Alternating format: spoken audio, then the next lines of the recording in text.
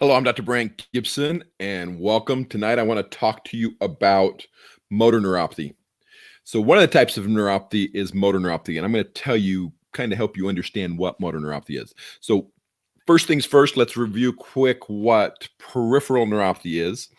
If you remember, you have the central nervous system, which is the brain and spinal cord, and the peripheral nervous system, which is everything else.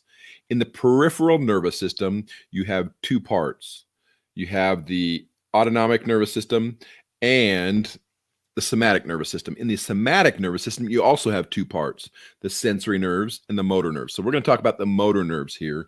And these are the nerves that actually cause the muscles to function. One thing you should understand that the idea is as these signals are sent to the muscles that cause them to contract and relax and so forth, that's really the way that the muscles know what to do.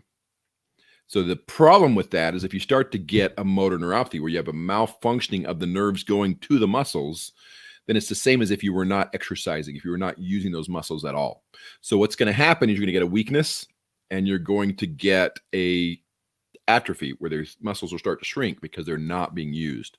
So when you interfere with a motor neuron or a motor nerve that goes to the muscles, you can actually cause pretty significant damage, pretty significant issues, and it can cause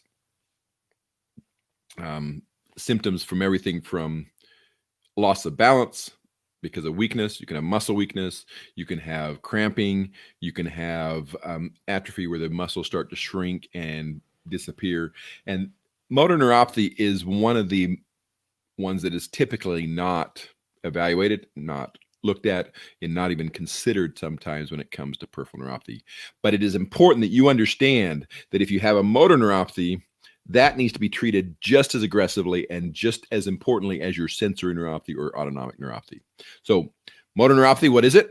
The nerves going to the muscles are malfunctioning and not working like you're supposed to. So you get muscle weakness and muscle atrophy are the primary things that happen.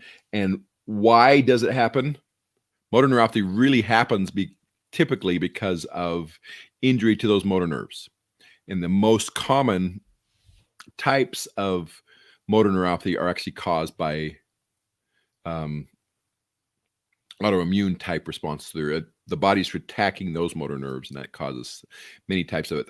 However, just like every other type of peripheral neuropathy, there are a wide range of reasons why you might get motor neuropathy. This is Dr. Brant Gibson, and this is your Neuropathy Nugget Day 224, peripheral neuropathy, specifically motor neuropathy, and what it is. Thank you. Have a great rest of your night.